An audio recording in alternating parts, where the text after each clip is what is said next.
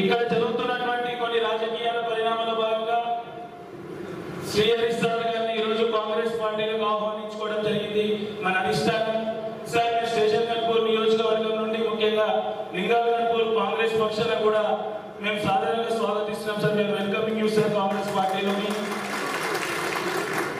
ఇక్కడ అనేకమైన ఇబ్బందులు ఉన్నటువంటి క్రమంలో కాంగ్రెస్ పార్టీకి ఇక్కడ ఉన్నటువంటి కొంతమంది నాయకులు ఆ రోజు ఇక్కడ నాయకత్వ లోపం ఉంది. స్టేషన్ గన్పూర్ నియోజకవర్గానికి కాంగ్రెస్ పార్టీ నాయకత్వం కావాలని చెప్పి స్వతహాగా మేము కొంతమంది నాయకులు మేడం ఇందిరా గారి దగ్గరికి వెళ్ళి రెండమ్మ మీ సొంత నియోజకవర్గానికి కాంగ్రెస్ పార్టీ అనాథగా మిగిలింది, కాంగ్రెస్ పార్టీకి దిక్కు లేకుండా ఉంది అని చెప్పేసి ప్రతిలాడితే 2018లో మేడం ఇందిరా గారు స్టేషన్ గన్పూర్ కాంగ్రెస్ పార్టీ జెండా పట్టుకొని మనం ముందుకు రావడం జరిగింది. అప్పుడున్నటువంటి క్రమంలో కాంగ్రెస్ పార్టీ చాలా దారుణంగా కేవలం 26,000 ఓట్లు పడి కాన్స్టిట్యున్సీలో దాదాపుగా 78,000 ఓట్లతో ఓడిపోయినప్పుడు ఒక ధైర్యంతో కాంగ్రెస్ పార్టీకి నేను అండగా ఉంటా అని చెప్పేసి కాంగ్రెస్ పార్టీ కుటుంబానికి తోడుగా ఉంటా అని చెప్పి 2018 నుండి ఈ రోజు వరకు కూడా మా కార్యకర్తల పక్షాన మీరు పోరాటం చేసినందుకు మా లింగాగన్పూర్ కాంగ్రెస్ పార్టీ పక్షాన మీకు 2 చేతులు జోడించి ధన్యవాదాలు తెలియజేస్తున్నాము. అనేకమైనటువంటి ఇబ్బందులు అయినా కూడా ఎన్నో ఇబ్బందులు పడ్డా ఎన్నో ప్రలోభాలకు గురి చేసినా కూడా కాంగ్రెస్ పార్టీ జెండా మోస్తూ కాంగ్రెస్ పార్టీ ఎదుగుదల కోసం నిరంతరం కృషి చేసినటువంటి కాంగ్రెస్ పార్టీ కార్యకర్తలకు ప్రతి ఒక్కరికి కూడా 2 చేతులు జోడించి పాదాభివందనాలు తెలియజేస్తూ ఉన్న సందర్భంగా సార్ ఇక్కడ మీ రాకని ఎవరు కూడా కాంగ్రెస్ పార్టీ వ్యతిరేకించలేదు. ఇక్కడ అధిష్టానం నిర్ణయం తీసుకుంది. సిఐడి సార్ వస్తే ఒక ఎమ్మెల్యే మనకు వచ్చినారే, మన కాన్స్టిట్యున్సీకి ఎమ్మెల్యే ఉన్నారని ధైర్యంతో ఉన్నారు తప్ప ఎవరు కూడా మీ రాకను వ్యతిరేకించలేదు. కానీ కార్యకర్తలు ఒక భయంతో ఒక చిన్న అనుమానంతో మాత్రమే ఈరోజు కార్యకర్తలంతా కొంచెం ఆందోళన చెందుతున్నారు సార్. ఈ వేదిక సాక్షిగా నేను మిమ్మల్ని రిక్వెస్ట్ చేస్తున్నాం సార్. 30 ఏళ్ల నుండి కాంగ్రెస్ జెండా మోస్తూ కాంగ్రెస్ పార్టీ కోసం కృషి చేస్తున్నటువంటి కార్యకర్తలు కొన్ని అనుమానాలు ఉన్నాయి. ఈ రోజు ఈ వేదిక నుండి మేడం ఇందిరా గారి అధ్యక్షతన తన ఆధ్వర్యంలో మీరు మా అనుమానాలను నిర్మితం చేయండి. కాంగ్రెస్ పార్టీ క్యాడర్ కొంత మీరు భరోసా ఇవ్వండి. కాంగ్రెస్ పార్టీ పక్షాన ముఖ్యంగా మా యువజన కాంగ్రెస్ సోదరుల పక్షాన మేము ఒకే కోరిక కోరుకుంటాం సార్. ఇక్కడ ఉన్నటువంటి కాంగ్రెస్ పార్టీ కార్యకర్తలు కొద్దిగా భరోసా ఇవ్వండి. ఎక్కడ కూడా మిమ్మల్ని వెనుకకు పెట్టే, ఎందుకంటే ఈ రోజులు వాళ్ళు కాంగ్రెస్ పార్టీ కుటుంబం మీద భావించారు. కాంగ్రెస్ పార్టీ జెండాను ఆన్ చేసుకొని పనిచేస్తా ఉన్నారు ఈ రోజు నుండి. ఎక్కడో కొంతమంది సార్ మీ స్థాయిలో జరిగినటువంటిది కాదు, కింది స్థాయిలో ఏం జరుగుతుందంటే అరే మీ పని అయిపోయింది ఇలాంటి కొన్ని అపోహ మాటలు మాట్లాడడం వల్ల కార్యకర్తలు కొంచెం ఇబ్బందులకు గురవుతా ఉన్నారు. ఇక్కడ సార్ ఇక్కడ పొరపాటుగా నేను వేదిక మీదకి కనుక ఈ మాట నేను షేర్ చేసుకుంటే క్షమించండి సభాముఖంగా. కానీ నేను చెప్పాలనుకున్నాను కాబట్టి మీకు చెప్తా ఉన్నాను. ఇంతమందిలో కొద్దిగా మీ సైడ్ నుండి మాకు భరోసా అందివ్వండి. కాంగ్రెస్ పార్టీ క్యాడర్ ముందు వరుసలోనే పెడతాం. తమకు మీరు పడ్డటువంటి కష్టానికి తగ్గ ఫలితం అందించడానికి మీ ముగ్గురు కూడా ముందుండి మా కార్యకర్తలు కాపాడతామని చెప్పి ఒక భరోసా ఇస్తే మాకు ఏ విధంగానైతే మనం అసెంబ్లీ ఎన్నికల్లో కాంగ్రెస్ పార్టీ కోసం కొట్లాడినామో, ముఖ్యంగా మా మండలంలో అయితే మేము బాగానే పనిచేసాం సార్. కాంగ్రెస్ పార్టీకి మాకు మెజారిటీ వచ్చింది మండలం నుండి. ఇక రానున్న ఎంపీ ఎన్నికల్లో కూడా ఈ మండలం నుండి కావచ్చు, నియోజకవర్గం నుండి కావచ్చు, ఏదైతే ఈ వచ్చే ఎంపీ ఎన్నికల్లో మేడం కావ్య గారి గురించి, ఇందిరా మేడం గారి గురించి ఏ విధంగా అయితే పోరాటం చేస్తామో అదే విధంగా కావ్య మేడం గురించి అందరం కూడా కలిసికట్టుగా పనిచేస్తాం. ఇక్కడ ఈ నియోజకవర్గం నుండి దాదాపుగా 1,60,70,000 ఓట్లు తెచ్చుకోవడం కోసం అందరం సహాయశక్తులు కృషి చేస్తామని చెప్పి ఈ వేదిక సాక్షిగా మీకు మాటిస్తూ ఈ అవకాశం కల్పిస్తుంది.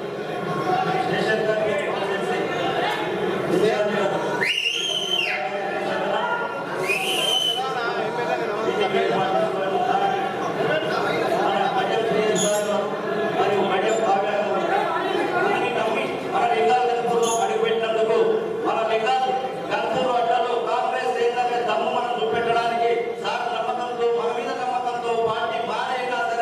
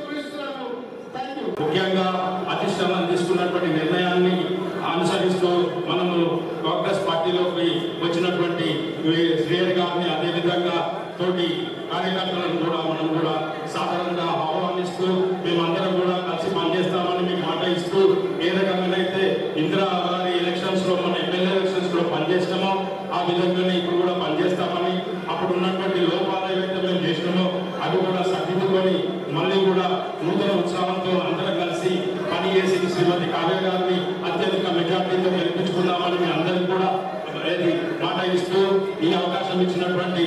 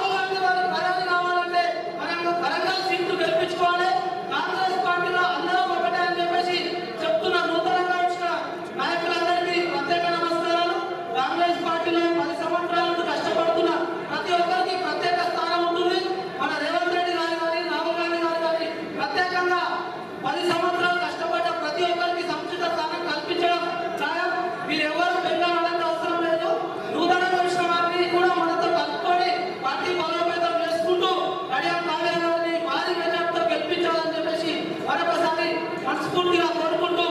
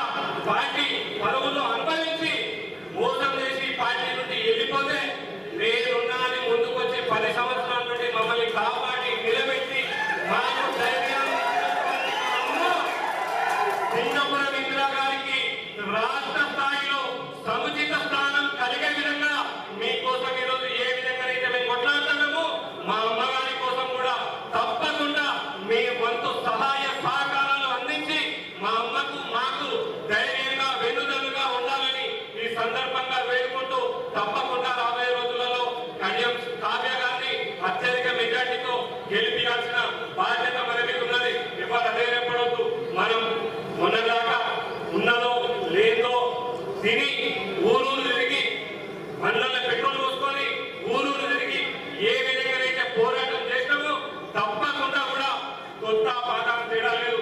కాకపోతే కొత్త నీళ్ళు వచ్చినప్పుడు పాత నీళ్ళల్లో కొంచెం కొత్త నీళ్ళు కలవడం లేట్ అవుతుంది, ఇబ్బంది ఏం లేదు.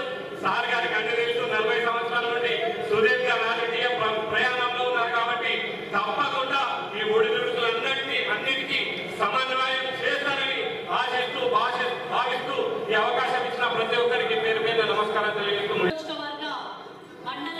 లింగాలగంపూర్ మండల స్థాయి ముఖ్య కార్యకర్తల సమావేశంలో అధ్యక్షత వహిస్తున్న పిసిసి జనరల్ సెక్రటరీ మరియు మన నియోజకవర్గ ఇన్ఛార్జ్ మేడం ఇందిరా గారికి, అలాగే మన ఎమ్మెల్యే కడియం శ్రీహరి గారికి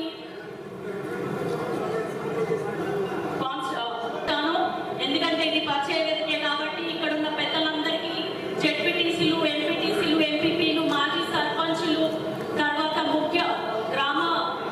గ్రామ స్థాయి ముఖ్య కార్యదర్శులు అందరికీ మరియు ముఖ్యంగా ఇక్కడ కార్యకర్తలకి, కాంగ్రెస్ కుటుంబ సభ్యులందరికీ కూడా పేరు పేరుగా నా ధన్యవాదాలు తెలియజేసుకుంటున్నాను.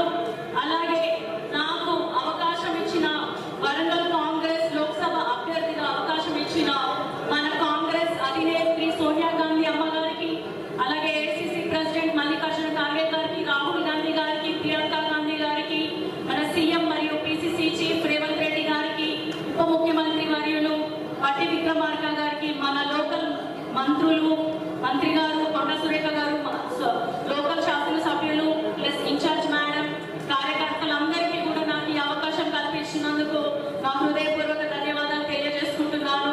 నేను మొదటిసారి రాజకీయాల్లోకి వచ్చాను.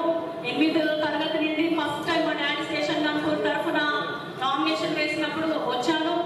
ఇప్పుడు ప్రత్యక్ష రాజకీయాలు రావడం, మళ్ళీ అదే స్టేషన్ గన్పూర్ బిడ్డగా నేను మీ ముందుకు రావడం చాలా ఆనందంగా ఉంది.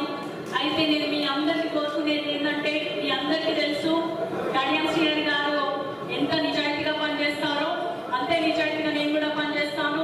మన గన్పూర్కి కావాల్సిన అభివృద్ధి పథకాలు కానీ, కేంద్రం నుంచి వచ్చే నిధులు కానీ, ఇందిరా మేడం సూచనల మేరకు, తర్వాత శ్రీహరి గారి సూచనల మేరకు నేను తప్పకుండా మీ ముందుకు వస్తాను, మీ కష్టాల్లో పాల్గొంటానని తెలియజేసుకుంటున్నాను.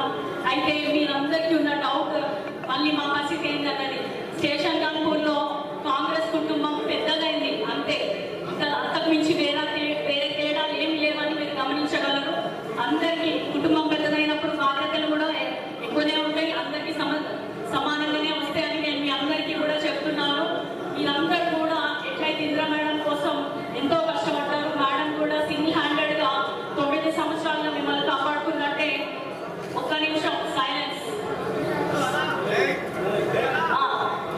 సో అట్లనే మీరు నా కోసం కష్టపడి మీ ఇంటికి ఒక ఆడబిడ్డ వస్తే ఎంత బాగా చూసుకుంటారో, మీ ఇంటి నుంచి ఒక అమ్మాయికి టికెట్ వస్తే ఎంత బాగా కష్టపడతారో, ఆ విధంగా నా కోసం కష్టపడి నన్ను అత్యధిక మెజార్టీతో గెలిపిస్తే, నేను మీ అందరినీ కోరేది ఏంటంటే, స్టేషన్ గన్పూర్ నియోజకవర్గం నుంచి నాకు 1,50,000 మెజార్టీ మినిమం ఇవ్వాలని మీ అందరినీ ప్రార్థిస్తున్నాను.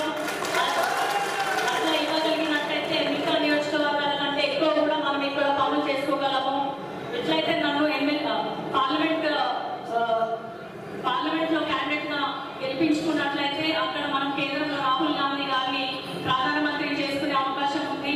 బీజేపీ ఏదైతే మాయ మాటలు చెప్తుందో అది నిజం కాదు. ఇప్పటికీ కేంద్రంలో రాహుల్ గాంధీ ప్రధానమంత్రి అయ్యే అవకాశాలు చాలా చాలా అధికంగా ఉన్నాయి. కాబట్టి కేంద్రంలో కాంగ్రెస్, రాష్ట్రంలో కాంగ్రెస్ ఉన్నప్పుడు మన పరిస్థితులు, మన జీవితాలు చాలా బాగుపడతాయని మనందరికీ తెలుసు. కాబట్టి మీరందరూ కూడా కష్టపడి మన ఇక్కడ వరంగల్ లోక్సభ అభ్యర్థిగా నన్ను గెలిపించుకోండి.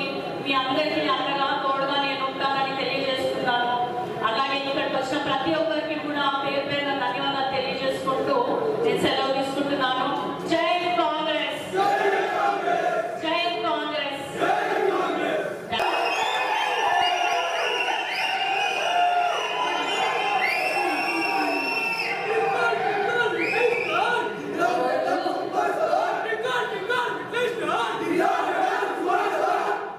ఈరోజు స్టేషన్ గన్పూర్ నియోజకవర్గంలోని లింగాలగంపూర్ మండలంలో బీఆర్ఎస్ పార్టీ నుంచి కాంగ్రెస్ పార్టీకి చేరే క్రమంలో ఈ మీటింగ్ పెట్టుకోవడం జరిగింది. మరి పిలువగానే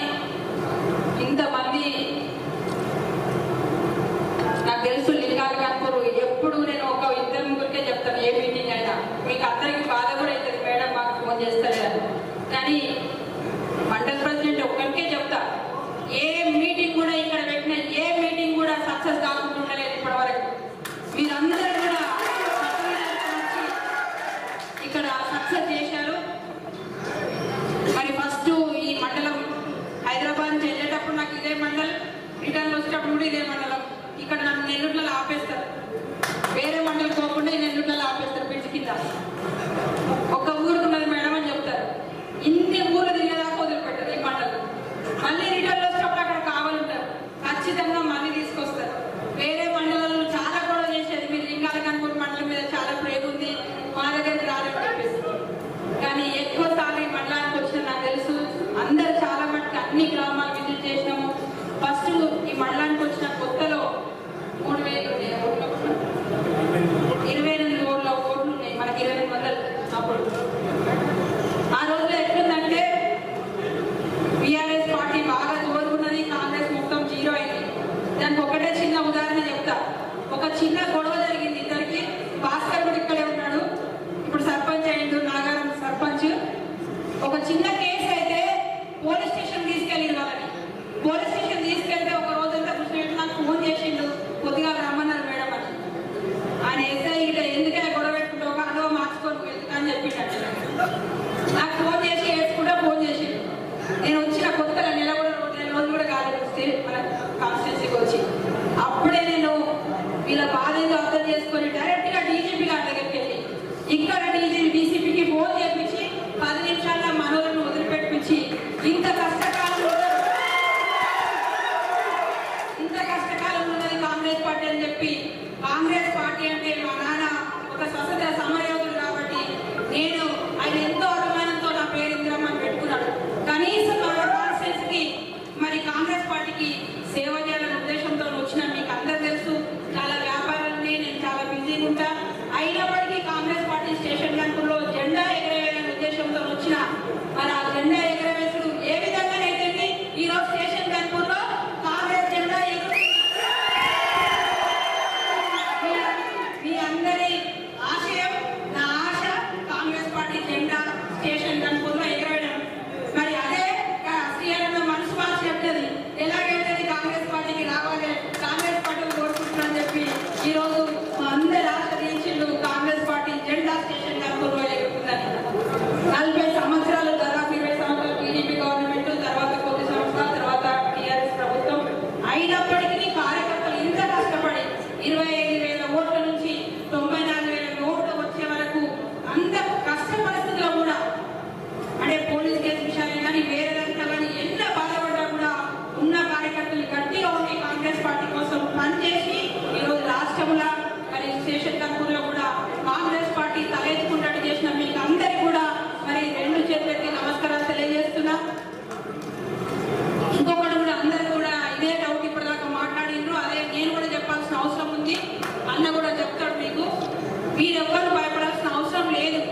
మనం అందరం కాంగ్రెస్ పార్టీ, ఇప్పుడు ఏదో BRS party Congress party separate అని కదా, మన కాంగ్రెస్ పార్టీ మన అధికారులు ఇక్కడ ఉండేది, మన అధికారులు అందరూ కూడా మనోలే కాబట్టి మీరు ఎట్లాంటి డౌట్ పడద్దు.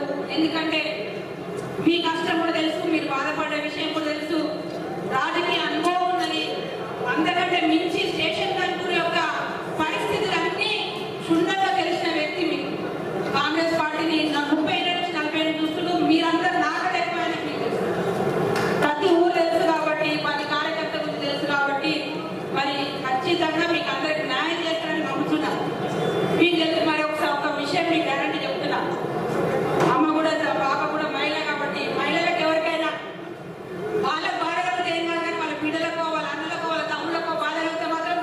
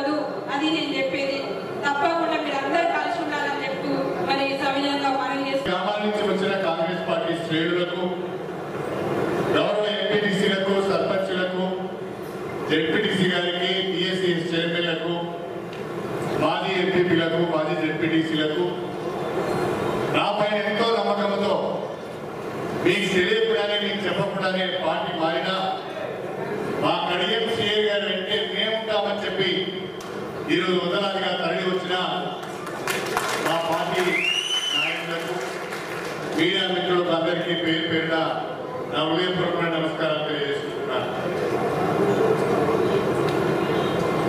కాంగ్రెస్ పార్టీ ఆహ్వానం మేరకు రాష్ట్రంలో దేశంలో జరుగుతున్న రాజకీయ పరిణామాలను గమనించి భారతీయ జనతా పార్టీ దూకుడును అడ్డుకోవాలంటే అదొక కాంగ్రెస్ పార్టీకే సాధ్యమవుతుందని భావించి నేను కాంగ్రెస్ పార్టీలో చేరడం జరిగింది. కాంగ్రెస్ పార్టీలో చేరే క్రమంలో నేను దాదాపు ఒక నెల రోజులు ఆలోచించుకోవడం జరిగింది.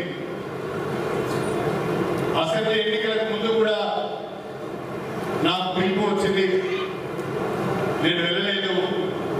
తర్వాత కూడా మళ్ళీ పెద్దలందరూ కూడా మీరు వస్తే బాగుంటుంది, కాంగ్రెస్ పార్టీకి మీ అనుభవం అవసరం, కాంగ్రెస్ పార్టీకి అసెంబ్లీలో మీ వాయిస్ అవసరం, మీరు వస్తే బాగుంటుంది అని చెప్పి నన్ను ఆహ్వానించారు. వారి ఆహ్వానాన్ని మన్నించి ఈ నియోజకవర్గ అభివృద్ధిని కూడా దృష్టిలో పెట్టుకొని ప్రతిపక్షంగా ఏమి చేయలేకపోతున్నాను, అధికార పార్టీలోకి మారి కార్యకర్తలకు అండగా ఉంటూ గ్రామాలను అభివృద్ధి చేసుకోవాలనే ఆలోచనలో భాగంగా నేను కాంగ్రెస్ పార్టీలో చేరడం జరిగింది అని చెప్పి ఈ సందర్భంగా గమనించారు. ప్రధానంగా ఒకసారి దేశ రాజకీయాల గురించి మనం మాట్లాడుకోవాలి. దేశంలో ప్రస్తుతం ఏం జరుగుతున్నది? గత 10 సంవత్సరాల నరేంద్ర మోడీ ప్రభుత్వం, భారతీయ జనతా పార్టీ ప్రభుత్వం ప్రజాస్వామ్య వ్యవస్థలను, రాజ్యాంగ వ్యవస్థలను అన్నింటినీ కూడా గుప్పిట్లో పెట్టుకొని ప్రతిపక్షాలపైన దాడులు చేస్తున్నది, బలహీన వర్గాలపైన దాడులు చేస్తున్నది, పేద వర్గాలపైన దాడులు చేస్తున్నది, అందరినీ కూడా అణచివేసే ప్రయత్నం చేస్తున్నది, భయపెట్టించి లొంగదీసుకునే ప్రయత్నం చేస్తున్నది. ప్రజాస్వామ్యబద్ధంగా ఎన్నికైన ప్రభుత్వాలను దొడ్డిదారిన కూలగొట్టే ప్రయత్నం చేస్తున్నది. దీనిని వాళ్ళపైన ఈడీని, సిబిఐని, ఇన్కమ్ ట్యాక్స్ ను పెద్ద ఎత్తున ఉసుగొల్పుతున్నది.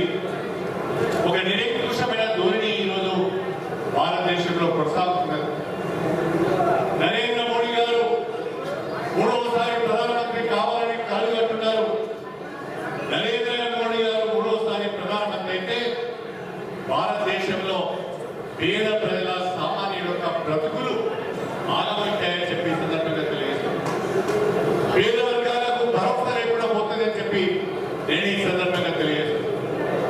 ఇప్పటికే దేశవ్యాప్తంగా ముస్లింస్ పైన దాడులు జరుగుతున్నాయి, క్రిస్టియన్ల పైన దాడులు జరుగుతున్నాయి, దళితుల పైన దాడులు జరుగుతున్నాయి.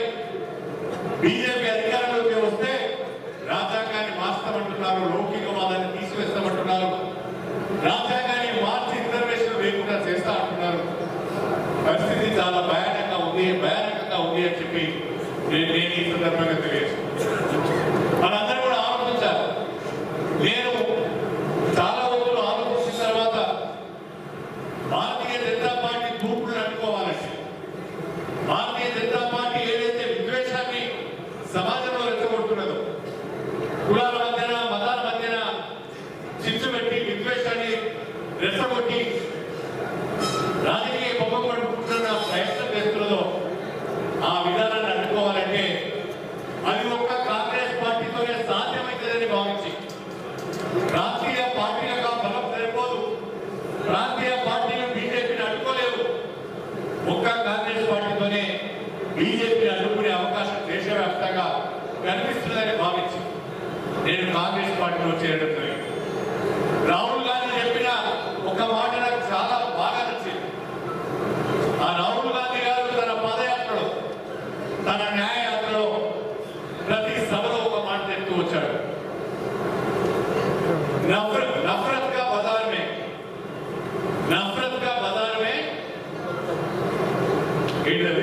मोहब्बत का दुकान खोलेंगे, नफरत का बाजार में मोहब्बत का दुकान खोलेंगे। ఎక్కడైతే విద్వేషాలు ఉన్నాయో అక్కడ ప్రేమను పంచుదామని ఒక నినాదంతో ఒక విధానంతో రాహుల్ గాంధీ ఏదైతే బయలుదేరిందో దానికి ప్రజల నుంచి మంచి స్పందన లభిస్తున్నది.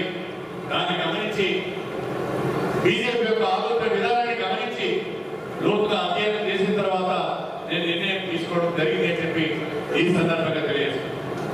దానికి తోడు స్టేషన్ కన్పూర్ నియోజకవర్గంలో ప్రత్యేకించి లింగాయగఢపురం కానీ రంగనాథపల్లి మండలం గతంలో జరగాక అసెంబ్లీలో ఉండే నేను ఎప్పుడు కూడా ఇక్కడ ఎమ్మెల్యేగా లేను.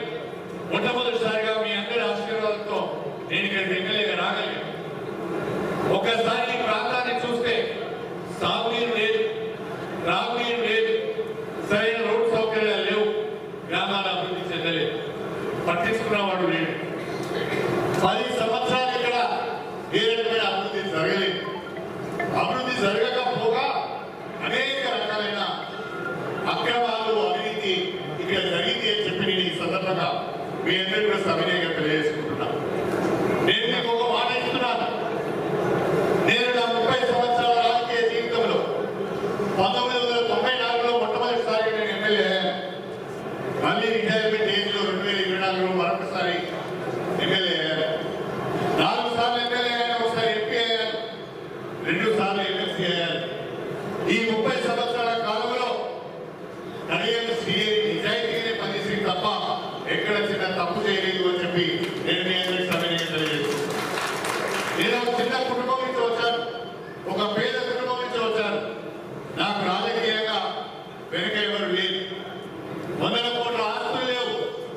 నా ఆస్తి, నాకున్న ఆస్తి కానీ, నాకున్న పెట్టుబడి కానీ నా నిజాయితీ, నేను పనిచేసే విధానం అని చెప్పి మీ అందరికీ కూడా సవినయంగా తెలియజేసుకుంటున్నాను. రాబోయే రోజుల్లో కూడా అంతే నిజాయితీతో పనిచేస్తాను. మన నియోజకవర్గాన్ని వచ్చే 2 సంవత్సరాలు మన సోదరి ఇందిరాతో కలిసి మీ అందరి యొక్క సలహాలు సూచనలు తీసుకొని ఏ రకంగా అభివృద్ధి చేస్తానో మీరు చూస్తారని చెప్పి కూడా ఈ సందర్భంగా మీ అందరికీ సవినయంగా తెలియజేసుకుంటున్నాను. లింగాయగఢపురం మండలంలో ప్రతి గ్రామానికి, ప్రతి ఎకరానికి కూడా మనం దేవాదుల ప్రాజెక్టు ద్వారా సాగునీరు అందించుకునే అవకాశం ఉన్నది. కాలువలు దొరిలు, ఆ కాలువలు పూర్తపోయినాయి. కాలువలలో 6 అడుగుల దుమ్మ వస్తుంది, నీళ్లు మాత్రం రాలేదు. కానీ నేను మీకు మాట ఇస్తున్నా, 1 సంవత్సరం లోపల లింగాయగఢపురం మండలంలోని ప్రతి గ్రామానికి గోదావరి జలాలు ఇచ్చే బాధ్యత నాది అని చెప్పి ఈ సందర్భంగా మీ అందరికీ సవినయంగా తెలియజేసుకుంటున్నాను. అంతేకాకుండా ఇంకా అనేక మంది కార్యక్రమాలు మనం చేసుకోవాల్సిన అవసరం ఉన్నది. నేను రేవంత్ రెడ్డి గారిని మన ముఖ్యమంత్రి గారిని కలిసినప్పుడు వారిని ఒకే ఒక మాట అడిగారు. అయ్యా, మీరు ఇచ్చే పదవులు నాకు అవసరం లేదు, మీరు ఇచ్చే పదవులు నాకు అవసరం లేదు, నా నియోజకవర్గానికి నిధులు కావాలి, అన్ని నియోజకవర్గాల కంటే నాకు ఎక్కువ నిధులు కావాలి, ఆ నిధులు వస్తే మా నియోజకవర్గాన్ని బాగు చేసుకుంటా అని చెప్పారు. దానికి ముఖ్యమంత్రి గారు పెద్ద ఉదయంతో వెంటనే స్పందించి, అన్నా అందరికంటే మీకు ఎక్కువ నిధులు ఇస్తా అని చెప్పి నాకు మాట ఇచ్చారని చెప్పి ఇందిరమ్మ ఇల్లుకు ప్రజలందరూ కూడా ఎదురు చూస్తున్నారు. మీరు ఇచ్చే ఇల్లు మాకు సరిపోవు, మాకు ఎక్కువ ఇల్లు కావాలన్నారు. మీరు ఎన్నింటి తల్లి ఇల్లు ఇస్తారని చెప్పి కూడా రేవంత్ రెడ్డి గారు ముఖ్యమంత్రి గారు నాతో మాట్లాడారు. నా ఆలోచనంతా, నా తపనంతా మన నియోజకవర్గ అభివృద్ధి పైన ఉంటుంది తప్ప ఎవరెక్కడ ఉన్నారు, ఎవరిని ఇబ్బంది పెట్టాలి, ఎవరిని ఏ కాంట్రాక్టర్ పనిచేస్తున్నాడు, మన దగ్గర ఏ డబ్బులు తీసుకోవాలి, ఎవడు 10 కొరకు దిగుతున్నాడు, మన దగ్గర ఒక 5 లక్షలు 10 లక్షల రూపాయలు తీసుకొని పదవులు ఇచ్చే అలవాటు నా జీవితంలో నాకు లేదు అని చెప్పి ఈ సందర్భంగా నేను సవినయంగా తెలియజేస్తున్నాను. దయచేసి కాకపోతే నా మాట సూటిగా ఉంటుంది, నా మాట కొంచెం ఒక్కొక్కప్పుడు మీకు ఇబ్బందిగా కూడా ఉంటుంది. నేను అయితే 5 అంటాను, కాదంటే కాదంటాను. ముఖ్యమంత్రి సీటు ఖాళీ ఉన్నది, ముఖ్యమంత్రి పదవి ఇప్పించమని వస్తే నేను ఇప్పించలేనని కూడా ఈ సందర్భంగా నేను మీ అందరికీ సవినయంగా తెలియజేసుకుంటున్నాను. అంతేకాకుండా ఈయన చాలా విషయాలు ఈ సందర్భంగా మీరు చెప్పారు. నేను స్వయంగా ఇందిరా గారిని కలవడానికి వెళ్ళినప్పుడు, నేను మా అమ్మాయి కావ్య గారు ఇద్దరు కలిసి సోదరిని కలవడానికి వెళ్ళినప్పుడు చాలా పెద్ద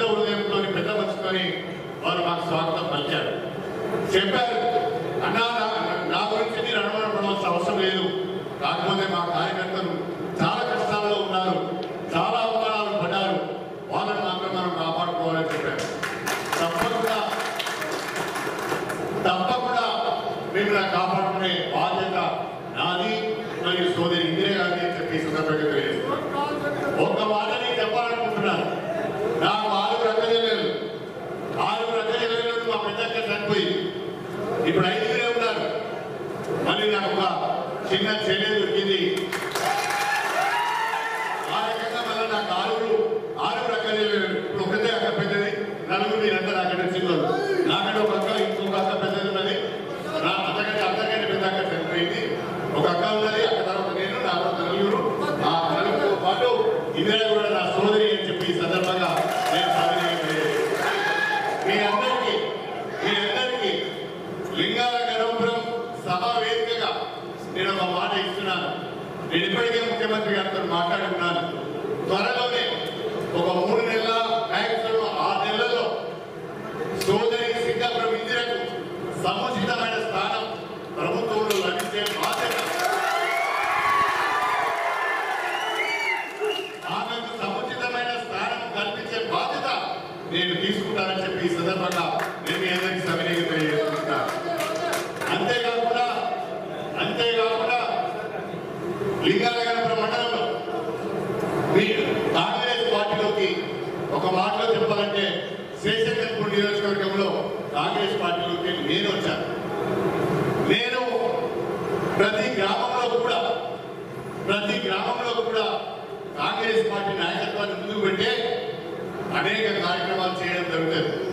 అవి ఇందిరమ్మ ఇల్లు కానీ, ప్రభుత్వ పథకాలు కానీ, పదవుల పంపకం కానీ, పనులు ఇచ్చే విషయంలో కానీ మీ అందరినీ ఆలోచించి మిమ్మల్ని ముందు పెట్టే కార్యక్రమం చేయడం జరుగుతుంది అని చెప్పి కూడా నేను ఈ సందర్భంగా మీ అందరికీ కూడా సవినయంగా తెలియజేసుకుంటున్నాను.